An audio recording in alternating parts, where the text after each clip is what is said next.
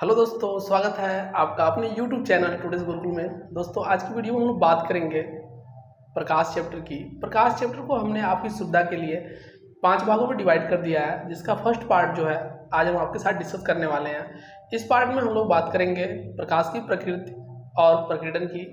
तो प्रकाश की प्रकृति में सबसे पहले हम देखेंगे प्रकाश क्या है।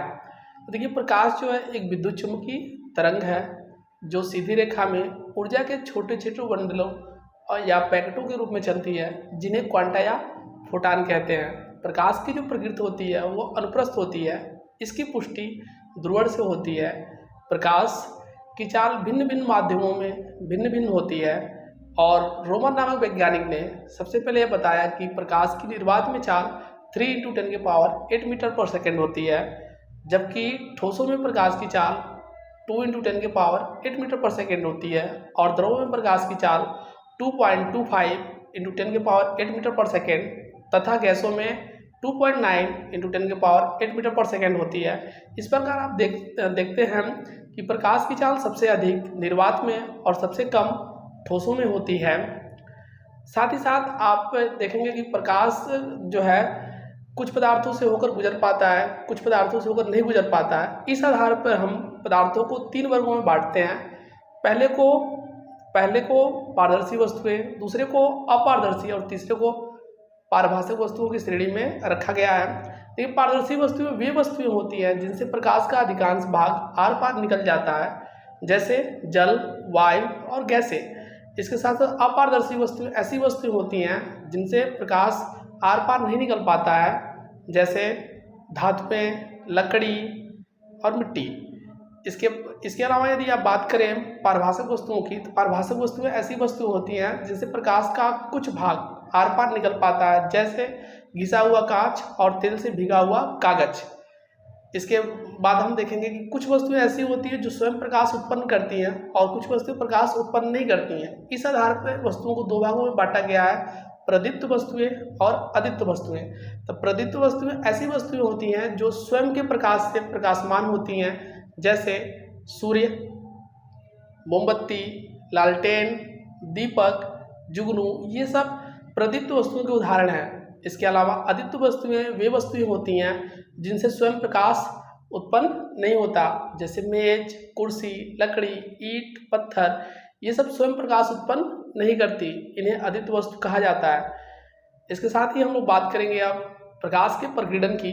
तो देखिए, प्रकाश का प्रकीर्णन जो है, जब सूर्य का प्रकाश सूर्य से होकर पृथ्वी के वायुमंडल में प्रवेश करता है, तब वायुमंडल में उपस्थित जलवाष्प और धूल आदि के कणों के द्वारा सूर्य के प्रकाश का किसी विशेष रंग को अवशोषित कर लिया जाता है और फिर बाद में इसे विसरित कर दिया जाता है। इस घटना को प्रकाश का प्रकीर्णन कहते हैं।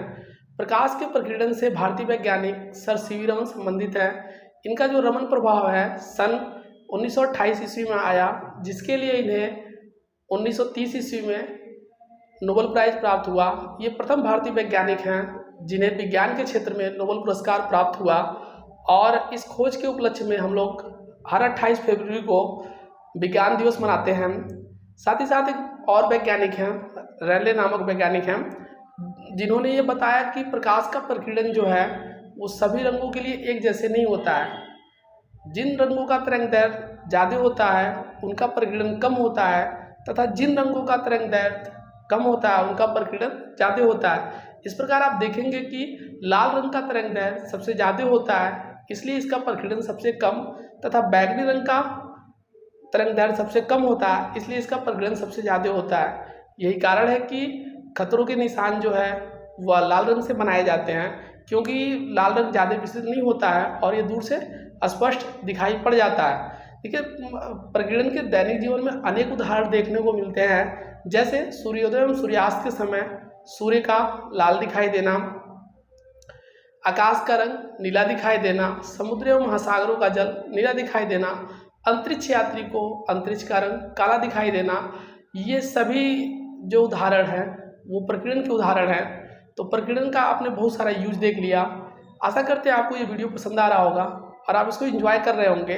देखिए, एक बार हम लोग फिर से इन सारी चीज़ों को रिवाइज कर लेते हैं कुछ मिनटों में। देखिए, सबसे पहले हमने बात किया कि प्रकाश जो है वो क्या है? तो प्रकाश एक विद्युत चुम्बकीय तरंग है जो सीधी रेखा में चलती है।